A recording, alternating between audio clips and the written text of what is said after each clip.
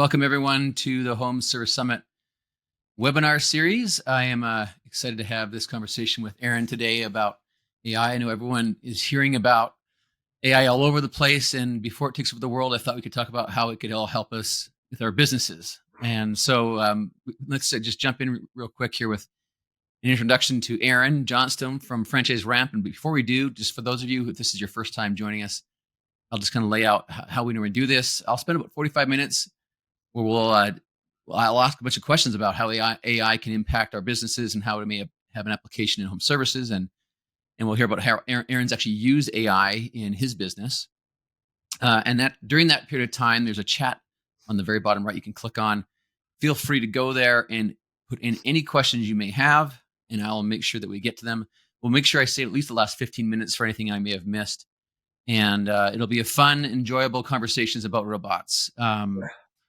As a quick reminder, it's always the first Thursday of every month. And next month, we've got Jim Waskovich on from Princeton Equity Group. Princeton just finished closing their second fund at around $600 million. They're actively out making acquisitions. In fact, they just announced their first acquisition in their second fund a few days ago. And it was in the services industry as well, and franchising. And so you're all welcome to join me on that conversation where Jim will be talking about private equity and what the market looks like right now in that world. So with that, let me get into Aren's background, and then we'll jump right into some questions for you. Aren Johnson is the president and owner of Franchise Ramp, a leading marketing agency in the franchising industry that partners with the world's top fitness and wellness franchise brands. In 2019, Aren joined Franchise Ramp to introduce cutting-edge marketing strategies from the e-commerce world to the franchise industry.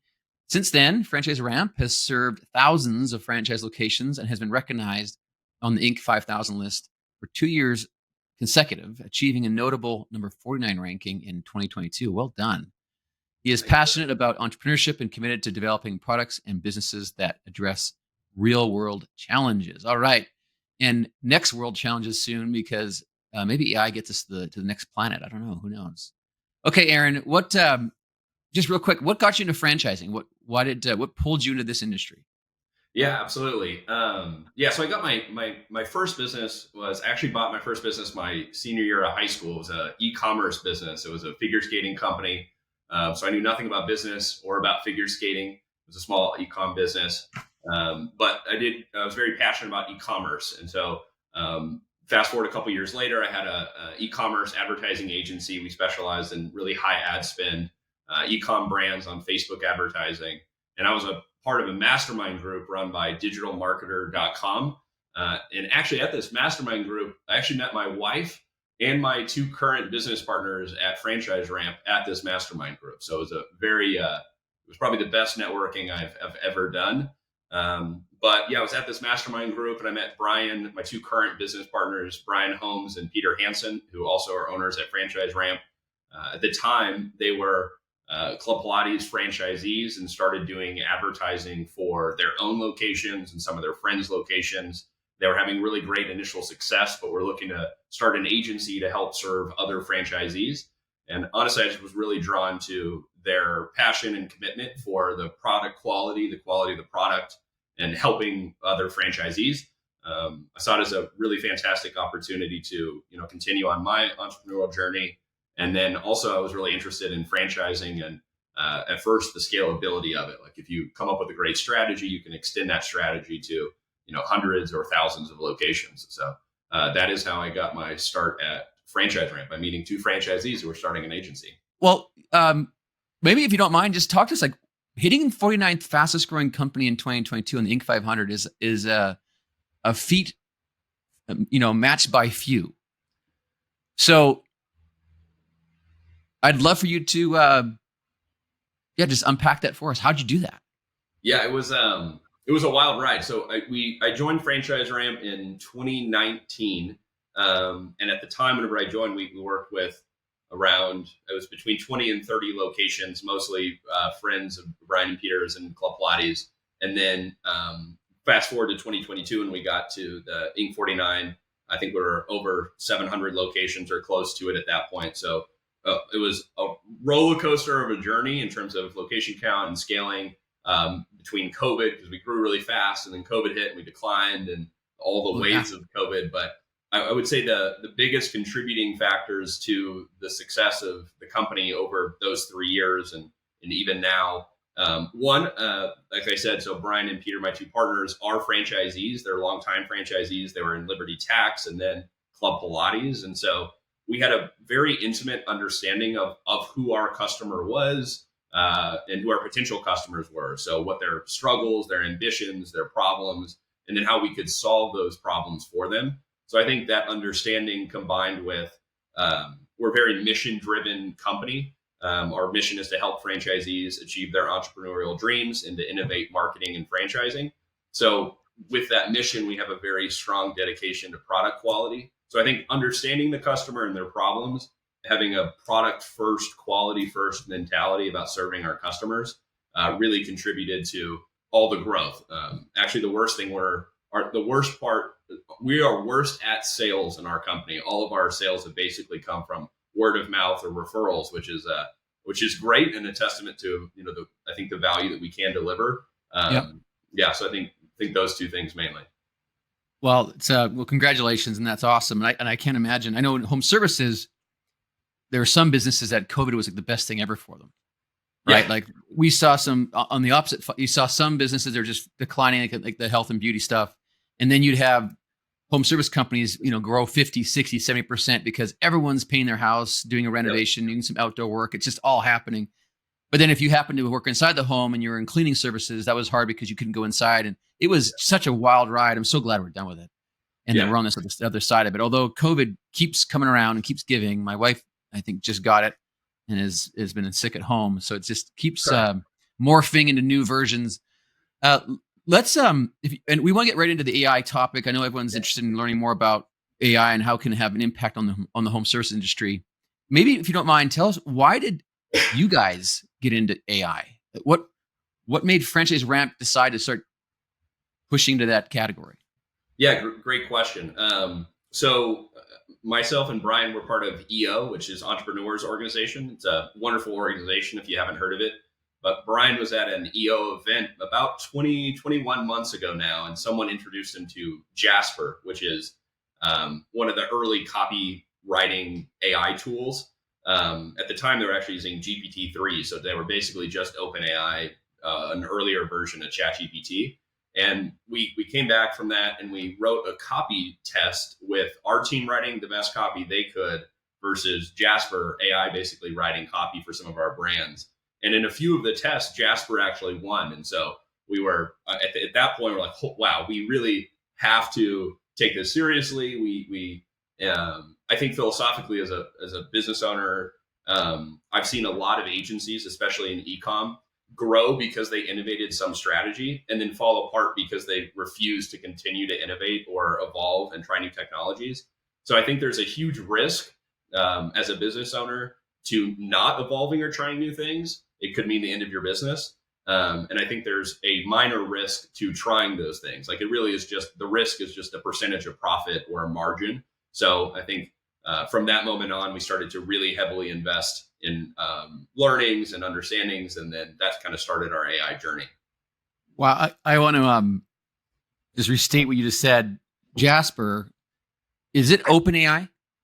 They are not. No, they had Jasper had a grandfathered in license with OpenAI where they could use their models basically. So Jasper runs on OpenAI, and I think now they've gotten so much funding, they might use some additional other models or some of their own proprietary models. But at the time, so they were Jasper was capable of writing better content than some of your proficient best writers who do this for a living all day. And a machine does that. Like, give us a sense, like because that actually is an application, I think, to all of our home service companies. Content's really important. Ever since Google made a big, helpful content update last year in August, where for some of you, I'm sure you've experienced it if you're in the home service industry. There were websites that were just decimated. If you did not have good, helpful content that was fresh and coming in regularly, you just saw your standing on search just plummet. Yep. And so I'm sure there's an application here, but what was the cost of using Jasper to write an article or content for you? Yeah. So Jasper, I think, is still $99 a month. So it's very cheap. And I think we got 8 people on the team. We're not really writing long form content. We're mostly doing paid media. So all of our copy was, Facebook headlines or Google ad headlines. Yeah. And so it's super cheap. I mean, the cost per user was almost, sub $15 basically for a high volume of output. Oh my gosh. Yeah, Jasper's a good tool. You can actually track team usage as well. OpenAI is coming out with, like ChatGPT is coming out with a business version where you can, as one business owner, sign up multiple employees and pay for it under one business account. I've been trying for weeks now to get access to that, but the sales team won't get back to me very fast. So we actually, for our team, we had them all create their own accounts and then on the phone or send us their login and password and then add a credit card. So we have individual accounts for every team member on OpenAI for our team. Really? So then your writers now are using Jasper as a tool to help them write the content. So you're actually getting more work done with less time. Yeah, absolutely. Yeah, I think one of our big focuses on our AI journey was 2 things. It was performance. So we were trying to increase the performance of our ads using AI. And then second, efficiency. So could we replace non-efficient work time with more efficient work time? So for example, currently, at this point, we try to track it. We've replaced about 750 hours a month and what I would call like inefficient human labor and we've been able to repurpose that time with more efficient human labor. So a great example would be it's very inefficient or non-valuable for a team member to write an email update to one of our clients on the performance in their account over the last couple of weeks to go find all the data from all the systems. But it is really valuable for them to spend those 20 or 30 minutes that they would have been compiling all the data, trying to figure out how to make the account better or working on next steps. So we can pre-write a lot of the email content and then they can spend the same amount of time, but focusing on next steps for improvement rather than just on historical results. So wow, that's been a big focus for us. Well, I mean, I'm sure any of you who own a business, if you're hearing this, the idea of replacing 750 hours of labor for $99 a month sounds pretty appealing. Oh yeah, no, sorry, that's not all with Jasper. I wish it was all for $99 a month. No, a lot of those are some custom applications that we built or just evolved over time. But Jasper is how we got into AI and what really showed us what was possible. Yeah. So well, I want to make sure we actually spend some time on that, like because your journey started with Jasper and then it's morphed and it's included other tools, which I want to make sure that we share with our audience. Yeah. Maybe just, you don't mind, you mentioned that Jasper was built on ChatGPT 3. Give us, if you don't mind, like a quick, 60-second history of AI, like where it started and now where we are today. Like, are we on ChatGPT 10 or are we in 5 or 7? Like, what are we on today? Yeah, absolutely. That's a great question. So, it's a big question. What is the state of AI? So machine learning or AI really started in the 1970s, but it was mostly for the last 50 years, it's been mostly at the academic level or large corporations. So some of you might have heard of like Google DeepMind. So it's reserved for huge companies and at the academic level. What happened in the last 2 years is generative AI. So the ability not to take a data set and then predict what would happen next, but actually write copy or produce images or produce video from language inputs has really expanded the potential applications for real businesses and real use cases. And so what's happened in the last year is it's just gone so much faster. So ChatGPT, this is the best stat on how fast it's evolving. ChatGPT came out November 30th of 2020, and GPT-4, which is just an updated large language model from OpenAI, came out in March.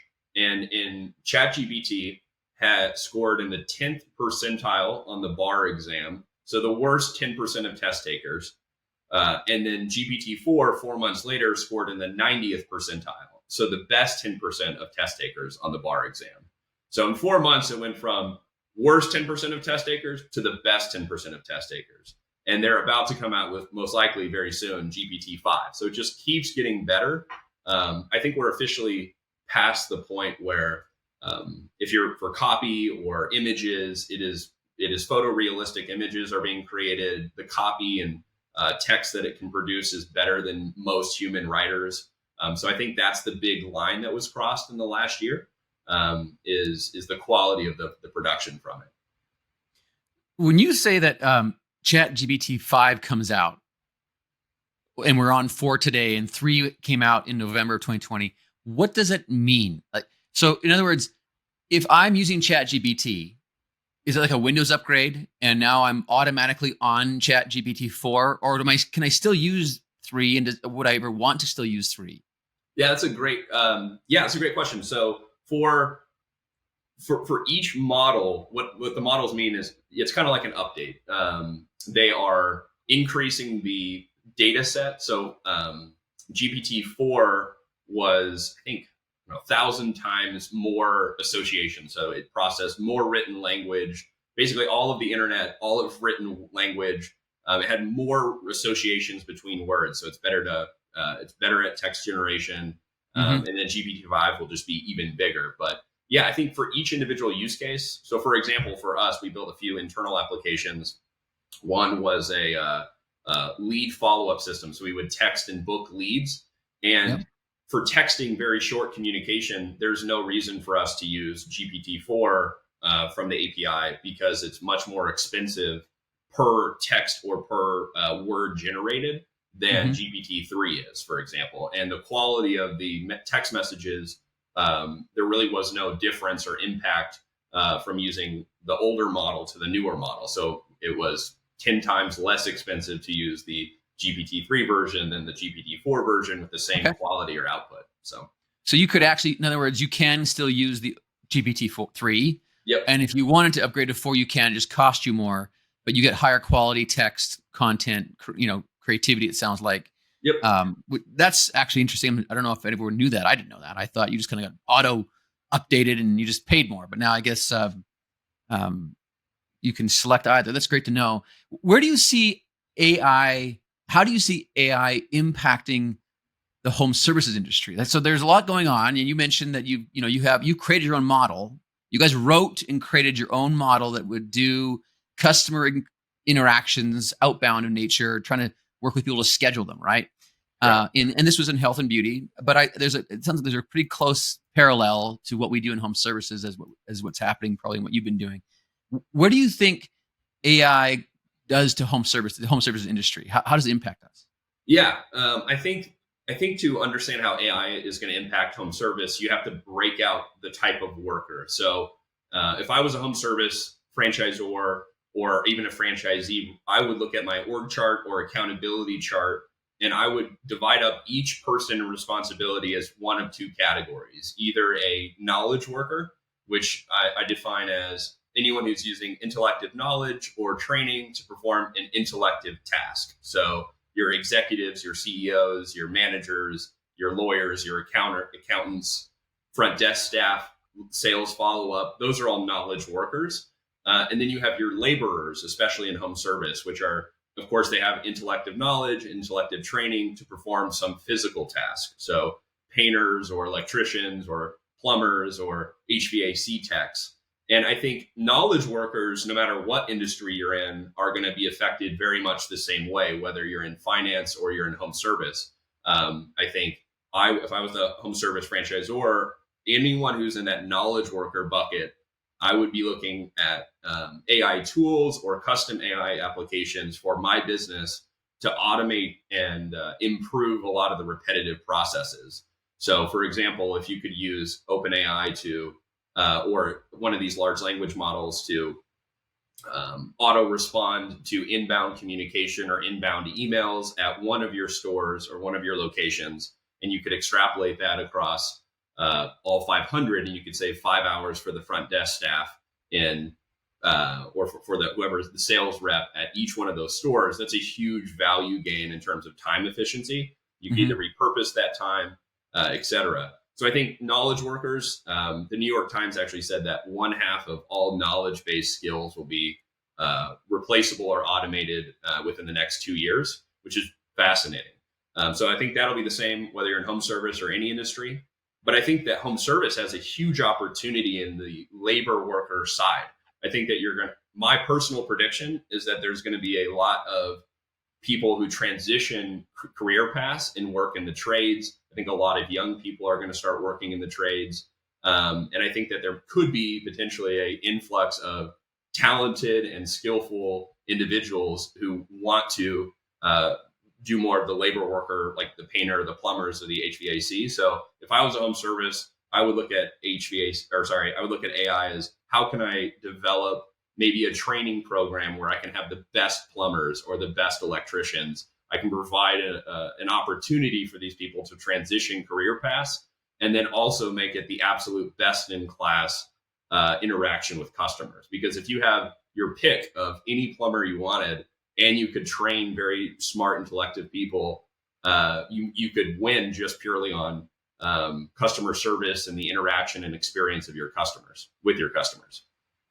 Looks like I'm going from white collar to blue collar. Here we go, Yeah. Aren. I'm going back to painting, guys. Prediction. I think that's how it'll affect home service. There's a huge opportunity on that side and automation potential on the knowledge worker side.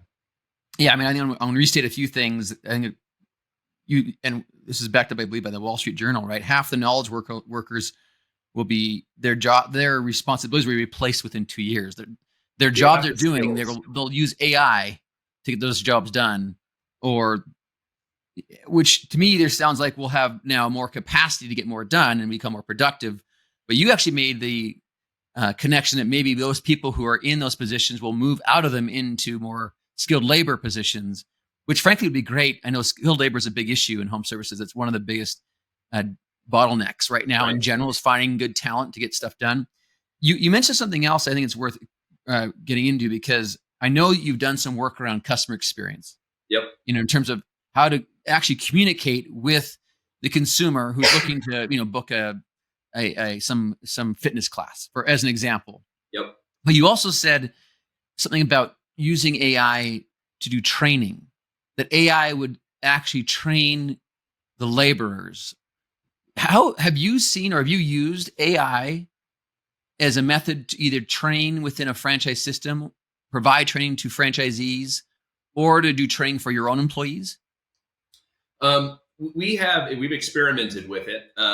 We don't have the scalability to make it a profitable application for us, but I think in franchising, especially if you're a franchisor and you have a very documented core process or knowledge base, frequently asked questions for your franchisees. So if this scenario happens, what is my sales follow-up, or what is my marketing process, or how do I onboard new employees?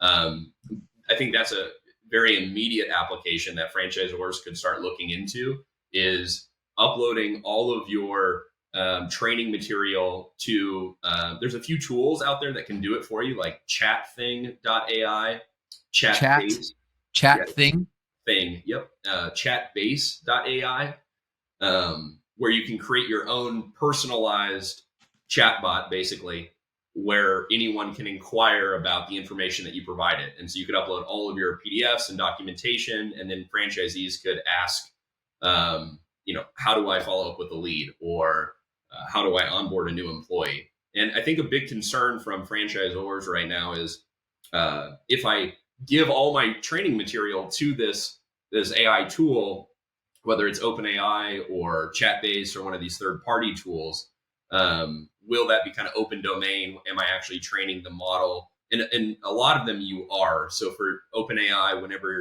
if you give it something proprietary, it actually is retraining the model. So all the language you use to interact with it is improving the model, just adding more basically data points in its language model.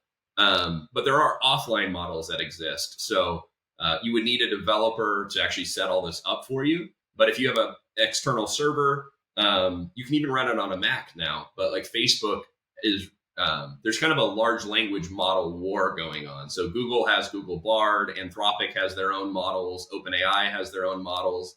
OpenAI is winning right now, but Facebook has offline models. Their model is called Llama. I think the most recent one is Llama 2. And you can have a developer download Llama 2. I think it's free, and put it on a server that you own, train the model on all of your proprietary franchise training material, and then people can, chat with that. But you're not, it's, you own all of the data. So it's completely offline. No one else can access it. So that there really are ways to get around that if you're concerned about putting your information into the models. I don't know how advanced everyone who's listening is on this, but I feel like I'm just a little bit right down the middle of the road here in terms of what you're saying and understanding it. So I want to just ask a few questions and make sure we simplify this a little bit. When you say, so let's just use Llama 2 as an example. Facebook has a proprietary language model, which it's already given it, I'm assuming, plenty of content to create the associations so that it can communicate with human beings, right? Yep. So it's got a kind of a foundational language model that I can interact with without doing any training. Correct. And now what you're saying is, hey, let's say you have an operations manual or training manual for a new franchisee, and it's 200 pages. When you say upload, you take that document, you like put it into the language model, it would then absorb it. And now if a franchisee were to text and say, where do I order new t-shirts? If that content was in the training manual, it would grab it, find the answer, and actually respond back as if it was a human to the new franchisee. Yeah. Did I just say that correctly? Yeah. Basically perfect. That is how it works in practice. So all these models are what you call foundational models. So they solve the problem of human language, like what words follow each other, how to process and interpret the meaning of a sentence or a statement or a question. And then you can use those foundational models, which understand human language, and give it information. So it understands if you ask a question, what that question is trying to, what the answer should be, and then it can go query your information to find the correct answer. So from a franchisee's perspective, just to help me apply this, right? Let's say that as a franchisor, do I give a franchisee effectively an app or a web login spot where they log in at 5starfranchising.com/chatbot, and then they do that, and now it would then pull up this like a text screen, and now I'm communicating with it. Is that how this works? Yeah, basically, that would be one way to build it. Yeah, you could so then the franchisee can then go in there and ask it any questions it wants, as long as we've given the language model the answers or the ability to find the answers within the tool. It will answer our franchisees within seconds with any question that they may have around how to open a store or how to. Correct. Yeah, it basically could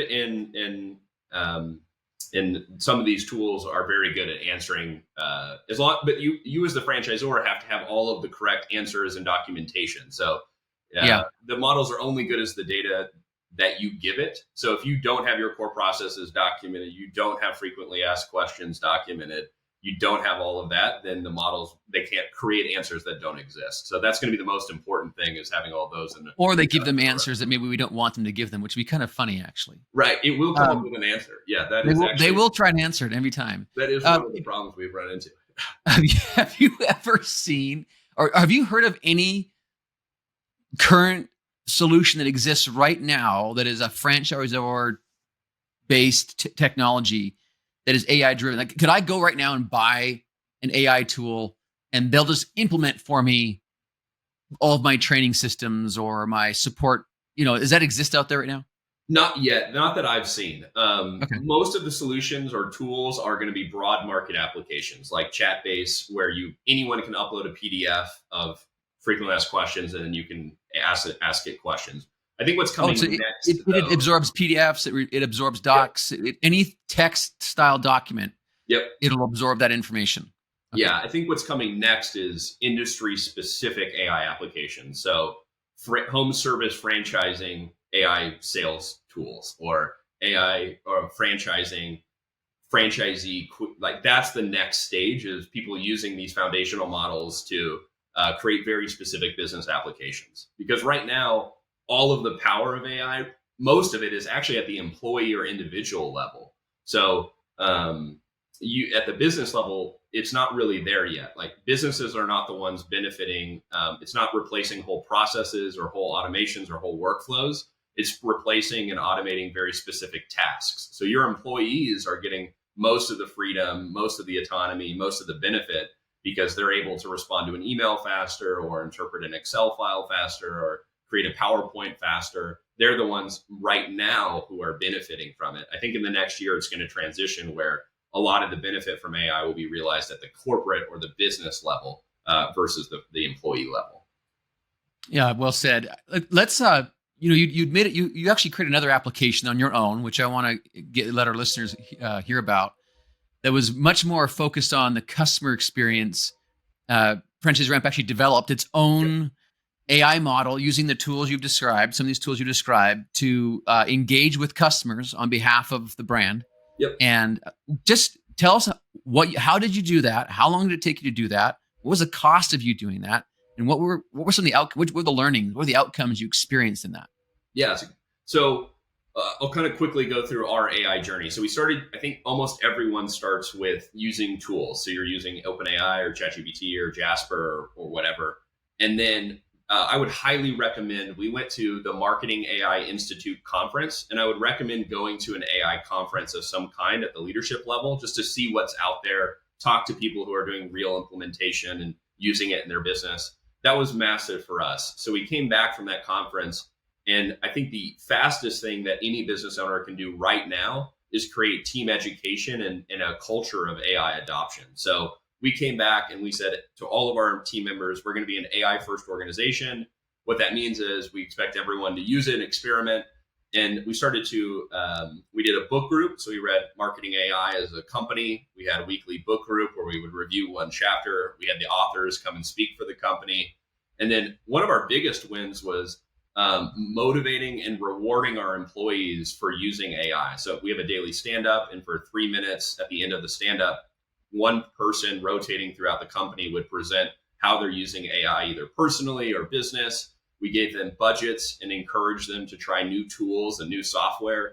And actually, most of our best ideas, or how I even use prompting now, came from employee experimentation. And I think that's super critical if you're a leader of a business, because we found out actually that a few of our employees had already been using it, but they were just working less. Like instead of working 40 hours a week, they were working 30 because they got the same amount of work done in that time, but they weren't telling anybody about it because they thought they would be punished for it. So if we have we have 5 people doing the same job, now that person's rewarded for showing what they're doing, now everyone in that so instead of saving 10 hours, now as an organization, we're saving 50 hours because we have 5 people who are all benefiting from that knowledge or that automation. And so I think creating a culture of AI adoption where it is rewarded and you encourage experimentation is key. And then we had it's very hard to find a development partner or build out a dev team. We almost went with a few different companies that would have been horrible decisions, but we got really lucky. We found a partner overseas who helped us build a full-time in-house development team. So we're up to 12 people now. We started with just 2, but we're on a 12 people full-time development team. And we started building our own internal projects just to increase efficiency. If you're starting any AI project right now as a business or thinking about it, the way that we failed was not clearly defining 3 things before the project started. You have to know, first, what is the problem I'm trying to solve? That's easy, I think. 2, do I have the data to support this problem or solve this problem? So for example, if you want to create a chatbot that tells franchisees, everything about how to run their business, if you don't have all the information on how to run their business documented, then you can't build a solution for it. And then third, if you do build it, what is the ROI statement? And so we got caught on a couple projects where it cost $30,000 to build a project, but it only saved 5 hours a week. So it's going to take us 4 years to make our money back. And then we built internal technology. And then after we did that, since we probably generate over 1 million leads a year for our customers, we decided we were going to try to build something for our customers, which was a lead follow-up texting tool to communicate with leads and help book them into appointments completely autonomously. So the system, which was not entirely AI, but some just logic-based software, would log into the CRM without an API, just use your username and password, click around the screen, find new leads, text those leads whenever they came in. ask if they wanted a class, answer all their questions about anything they had, and then book them into a class 100% automated. And that worked extremely well in the initial testing that we've done so far. So. Johnny had a question here, and thanks for joining us, Johnny. How long will it take for some employers to realize with time savings they can manage with 4 instead of the existing 5 employees? So I guess the question is, how soon do we see a place where maybe some jobs are replaced by AI? Is I guess Johnny's question. Yeah, I think it depends on the business and the person, right? So for us, we did have to make some decisions around, okay, if we have 5 people working 40 hours a week, but now they all save 10 hours, we can easily do 4 people doing the same job. So our take on it is, can we repurpose that additional 10 hours for a more valuable use case? Or can we repurpose that individual if they're a core value fit? We're an EOS business, so all of our team members right now are very strong core value fits. And so we've been able to repurpose, I think, 2 or 3 people to different seats that are more valuable or new, that lead to growth and innovation. And then inside the individual roles, if they're saving, a great example for us, if we build a campaign in one account and we have to export and import it into the other 100 locations in the brand, that's so much wasted time that's not valuable. But if the team now doesn't have to do that because we automated that process, which we did, they can spend time working on creative strategy or the next step in the account. And that is very valuable because it increases performance. So I think, different businesses will make different decisions. So how long, though, did it take for you to see that? Are you seeing the benefits of the application of AI the first week, 2 weeks, a month, 3 months? How long does it take before you start to see those kinds of time savings? I think it took, for our team to fully adopt it, it took probably 2 to 3 months for the team to view it from a fear or a threat to an opportunity. So that we read the book over 2 months. Whenever people did save time, we didn't fire people immediately. So I think, and then we also have an ethics policy as a company around AI. So what we're trying to use AI for, we made it very clear that it's still the person's responsibility for whatever they produce. Even if AI wrote it, they're responsible for sending it. So it took about 3 months probably to get the team fully on board. And then from the day we started with the dev team, it took 3 months to get our first project rolled out. And it seems it takes about a quarter to get each project rolled out for us. Okay. That's valuable. Johnny made a comment about many employers will see the headcount cut opportunity instead. I'll just share this as a thought. And I don't know if you've all experienced this, but I've seen this. We've got a couple hundred employees at 5-Star Franchising. And every quarter we do our quarterly planning. We ask the question, what is the most important thing that has to get done this quarter? And it creates a list of things that have to get done. That list is usually about 30 to 40 items on a whiteboard. And we have the discipline to say that only 5, maybe 6 in extreme case, things will become a rock, or the most important thing that has to get done this quarter. We have to be able to say that we completed it. And the way we view that is, if we've got 5 rocks, 4 have to be done. Yep. 1 can miss. 80% is success. Below 80% is failure. And high-performing teams hate to fail. And my thought is that there's so many projects we're not getting to. We just simply do not have the bandwidth of. And that is being done at the high level at 5-Star Franchising.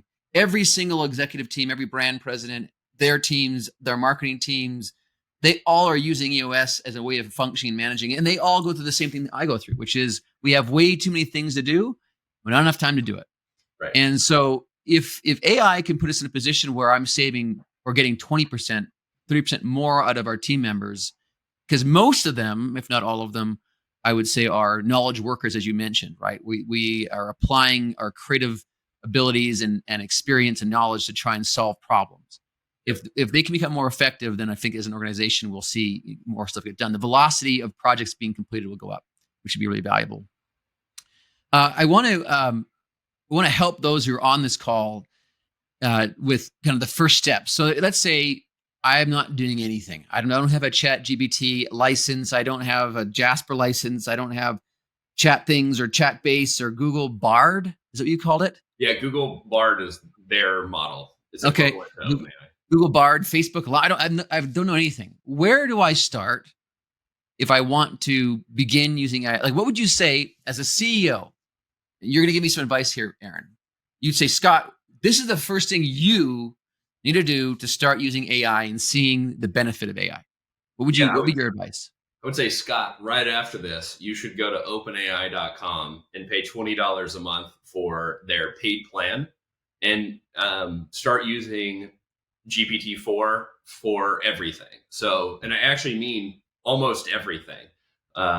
So instead of, there's a lot of people who have various beliefs on how to prompt engineer, but just start using it. I think that's the most critical thing a business owner can do is understand how these models work. Because if you know how they work and have more interaction with them, then you understand, you start to look at business problems and think, oh man, this maybe could be solved with this, with this tool. And so whenever I say use it for everything, ask it to respond to emails.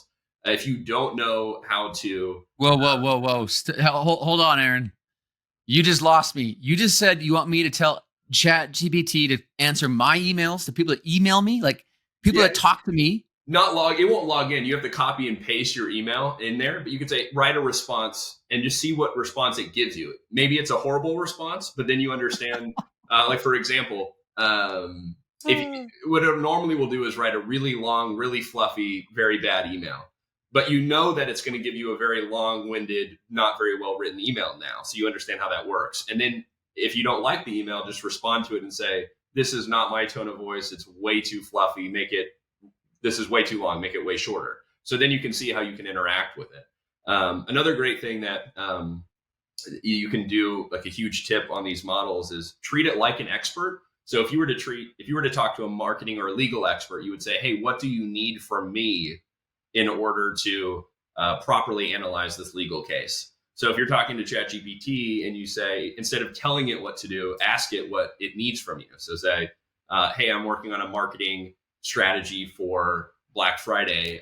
This is my business name. What other information do you need so that you can help me develop an amazing marketing plan? And then it will give you a list of things that it needs, and then you respond back to it and tell it the things that it asked for. So I think just understanding how it works is going to be the most critical thing for business owners in the next few years. So Sam has a great question. Will it learn Scott's particular voice? Will it actually speak like me? And if so, there's this commercial I saw once where there was a coffee mug on the desk and was just steaming.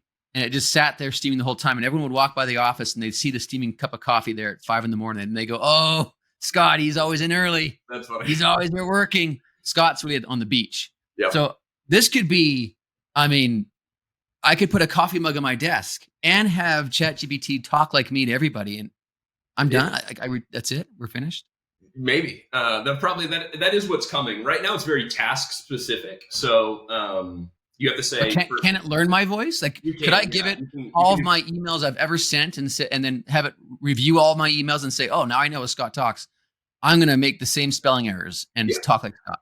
Yeah, you can do that. Yeah, you can. And wow. Yeah, they have persona training and right now it's all very skill based. So persona training? Yeah, you can train personas. So you have like your marketing persona or your executive persona or your friend persona. So you can give it context and right now it's very task specific. So you have to copy your email out of Gmail, put it into ChatGPT and say, help me write a response and give it context. But in the next 2 years, what's coming, and a lot of money is being spent in this field, are what's called AI agents, where it's going to be multimodal and software. It'll actually navigate software. So you'll log in and you'll say, hey, Siri or whatever the name of the tool is, log into Gmail and draft responses to all of my emails, and then send me a Slack message that summarizes the ones that are most important and which ones I should respond to first. And it'll actually go click Gmail, write all the drafts, click in Slack, and then send you a Slack message. So it'll be able to navigate the screen.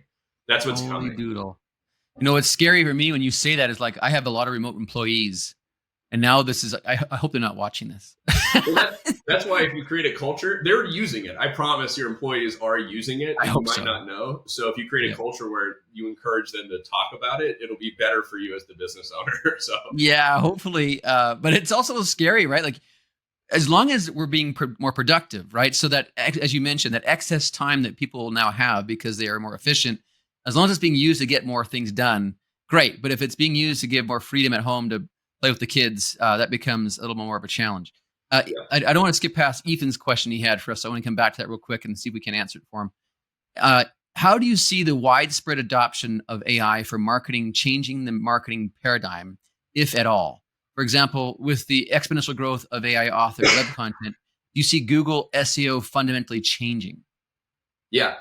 Yeah. I think there's what's happening in marketing is very fascinating right now. There's this very interesting dichotomy of it is easier than ever before to produce unlimited amounts of content. So we actually had an employee he said, "Hey, tonight I'm going to see if I can write a marketing book for franchising using OpenAI," and he did. It was pretty good actually in 2 hours. So you can write a blog article in 5 minutes or 2 minutes, where it used to take 3 days to write a really good research blog article. And so that's on one side, we're producing better and more content than ever. But on the other side, people don't read, and attention spans are slower or faster than they've ever been. Like Facebook released some data that it takes 50 milliseconds for the average user to decide if they like a social media post or not. So you can't read a headline, you can't read it's less than half a second, right? So you cannot process any of the written word, any written language in that time. You basically look at the post on social media and you decide if you like it or not, and if you're going to watch it or not. So I think content and volume of content is going to have less and less value over time. And then just bigger marketing industry trends. I think three very important things are happening. One, single platform dominance, which has kind of been the standard for the last 20 years. So Google was dominant. If you only advertise on Google for the 2000s, you could succeed as a business. Then Facebook came out and you could only advertise on Facebook and you could succeed. Now there's new platforms. There's TikTok, there's Instagram Reels, Facebook Reels. I know those are part of Facebook, but people's attention is being divided by so many different platforms, YouTube Shorts. And I actually think this is really fascinating that TikTok is, in my opinion, is more of a competitor with Netflix than they are with Facebook. On the App Store, actually, TikTok is in the entertainment category, not in the social apps category. And you go on TikTok to be entertained. You go on Reels to be entertained. Yep. And so the user behavior is changing. That's the second thing. They want to be entertained with these platforms, not for social reasons. And then third, privacy laws have changed. So my early days in Facebook ads were like 2013, 2014. You could track everything. It was amazing. There were no privacy laws. Like everything was trackable. You could target anything, but that's going away. So because there's more platforms now, how do you attribute who the customer converted from? If they saw a TikTok ad, a YouTube ad, and a Facebook ad, who gets credit for that? Attention span is changing. They want to be entertained, and privacy is going down. I think what's happening is your creative strategy as a brand is now equally as important as your AI strategy. So actually at Franchise Ramp, over the last 2 years, we've invested more money in building a creative team than we have in our technology investments because of this. Like I think if you don't have a creative strategy as a brand, it's going to be almost impossible to get your brand voice out and to generate new customers in the next couple of years. So that's a great answer. Hopefully that answered your question, Ethan, and thanks for asking the question. We're getting near the end of the interview. I know I apologize for wasting some time at the beginning with our voice issues, but if you have any other questions you want to ask, feel free to do that now. You can put them in the chat. In the meantime, I'll continue to kind of pick away at Aren's brain on AI. If you don't mind, Aren, maybe just talk to us about the costs associated with actually, like you mentioned, going and opening and getting an account on OpenAI.com for $20 a month. That's easy, right? But if we wanted to actually, would you recommend like every organization actually have all their employees get their own account, and that's the first step? And maybe go beyond that, if you were to maybe unpack for us what it costs for you to, for example, do that very first outbound, like the full cost, the development cost with your developers, the use of the servers, and what did the whole thing cost your organization to develop the very first rudimentary outbound scheduling tool? Yeah, I think for your employees, If you have hundreds of employees, maybe don't buy everyone individual accounts because you'll never be able to get your credit card back out of that account, but wait for the business account to come out. But yeah, I think at the leadership level, you should buy OpenAI account. You should create a budget, even if it's $500 a month for your employees, or $1,000 for your employees to try new tools. And a lot of them won't do the job that you think they're going to do, but you're going to learn from each one. To build that lead follow-up system that was automatically, texting, communicating, answering questions, and booking leads, our development costs were in excess of $100,000. We spent a good amount of money and time on that project, but the ongoing costs are very small. You have to host everything on a server, so we did everything on AWS, and our server costs to store the information about the leads, ping OpenAI's API, do all the data calls is, I don't know, $800 to $1,000 a month. Okay. And that would have been a very scalable cost. Like if we go from 10 locations using it to 1,000, that cost might double, but it doesn't scale proportionate. It's kind of a fixed cost. And then using OpenAI or any of these large language models API, so you get charged twice. Whenever you send instructions to the system, you say, here's what I want you to do, the prompt. There's a cost per word. It's called tokens. And they charge the cost per 1,000 tokens varies on the model from 1/1000th of a cent to almost a cent or maybe 2 cents. So there's a huge fluctuation in cost there. But 1,000 tokens is roughly 750 words. So, for example, in one prompt to say, respond to this text message, some of our prompts were in excess of 4,000 words. So it might cost us, but anyway, in a month for working 1,000 leads, it cost us approximately $65 to $75 in token costs just to work those leads. So, and that's 1,000 plus leads cost you $65. Yeah. And did you find, I mean, just out of curiosity, and that test, if we want to call it that, did you find that that system was as effective as a human being? More effective. Yeah. We had a better booking rate than the human staff. Out of 1,000 leads, only one person said, is this a person? And that's because they had the weirdest text ever. It was like question mark, letter, question mark. And so the system sent back the same exact message they had sent prior. So the majority of your costs are not going to be on the actual AI token side. They're going to be on the development costs. That's the huge cost that you have to make a commitment to or not. Yeah. Yeah.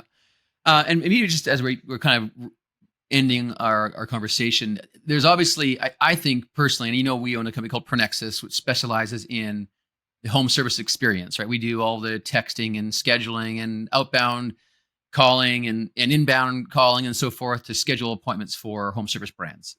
We support about 50 or 60 brands at this point. And so we've got hundreds of thousands of interactions a day are happening through ProNexis. And so for me, I see a huge application of AI around this, especially on the outbound, where an outbound is very challenging because you waste a lot of time just calling and getting voicemail, or texting, not getting an answer. And so if there's a way to actually make that automated and using AI technology that's as good as a human, we would schedule way more appointments for our brands effectively with a way lower cost. So for me, I see a direct application immediately.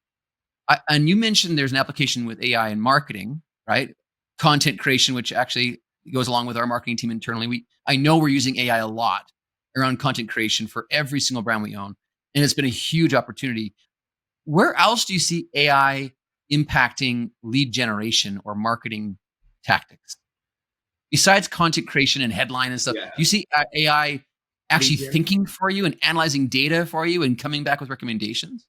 Yeah, I think so. I think on lead management, I mean, there are already phone call solutions that are almost unrecognizable that it's not a person talking to you. So I think 2 to 3 years from now, it would be possible to do to do all of your outbound sales calls, all of your text messages, and all of your email communication with AI in a very narrow scope. So like for booking a fitness class or scheduling a painting appointment, the more complex the conversations, the more difficult it is to automate. But I think very specific, objective-oriented conversations will be automated via text, email, and voice, actually, with AI-generated voice in the next 2 years. Yeah. Oh, And then- that's amazing. Yeah. Go ahead and finish your thought. Yeah, and I was going to say on the marketing side, I just think with all of this non-authentic content, just to express my point again, like your creative strategy as a brand, as a franchisor, is the most important thing in combination with AI that you can invest in. Having people, they want to see creative in the user's voice. They want it to feel authentic. They want it to feel like it's from your customers. And actually, I did some research before this call, but some of the biggest TikTok accounts are DIY home service fixer-upper type accounts. Sure. And so if you're a franchisor, your actual product is content gold. If you just actually captured and videoed and then had a creative strategy to distribute and use the actual fixing or painting of houses or fixing of the plumbing as your paid media, I think you could drastically outcompete your competitors. And that's the big gamble we've taken at Franchise Ramp, is we built a very large creative department to help brands with UGC creative strategy and paid media UGC strategy to get on platforms like TikTok and YouTube Shorts. Great idea. I got this last question, then we'll end off. Jeff asked, are you generating random auto responses to a lead in effect on the fly, or are they templated responses? And from what I understand, Jeff, and you can go ahead and comment on this, Aren, because we're still working with exploring this on our own side. AI literally comes up with its own custom response based off of what it's learned from prior interactions. You fed it to know how to deal with any question. Yeah. So it's not a template, but in a way it kind of is, because you've given AI all this content to consume, so it knows how you would respond if someone asked, can I schedule an appointment on Thursday at 2:00? Well, now AI has seen that so many times, it knows how to voice that on the fly, on its own thinking, but using the content you've provided it. Is that accurate, Aren? Yeah, it's very, very, very close. Yes. So the first text that would go out would be a template, but then every response after that would be entirely generated, AI generated. And you have to provide it with a few things. You have to provide it with context. So what is all the information about the brand? What was what was the entirety of the conversation thread? So it knows in context, this is how I should respond. They've already asked this question 2 or 3 times. So you have to provide a context, information, and then you have to provide it an objective. And in our case, it was get them to book. So if they asked a question about, I sprained my toe or my ankle, am I still able to do this workout? The objective, it would say, actually one time it said, we'd recommend you consult with your doctor first, but this class is our easiest intro class, and we have a class tomorrow at 7. Would you like to book? So it tried to close every message with an objective to get them to book. So you have to provide objective and context. And it thought to tell them to see a doctor first. That is it was great. We never told them empathetic that. AI, the next level stuff. I love it. Well, Aren, you've been fantastic. You've had a wealth of information. Really appreciate you joining our show. And for all of our listeners who've been on, thanks for your interaction and participation. Look forward to seeing you all next week on Thursday at 12 p.m. Eastern. And if anyone wants to ask or get a hold of you, Aren, for future questions, how can they get a hold of you? Yeah, of course. You can email me anytime at Aren, AREN, at franchiseramp.com. And you can go to franchiseramp.com and contact us through there. But yeah, you can always directly email me. I'm happy to meet with absolutely anybody and talk about AI or creative. I'm really passionate about the topics, and I've become very passionate about franchising. So thanks for having me on, Scott. Yeah, great. Awesome. Thanks, everyone. Good to see you all. And thank you, Aren.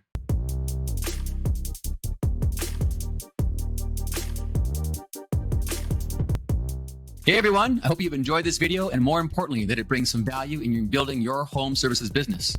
If you'd like to access more of this amazing content, like and subscribe below.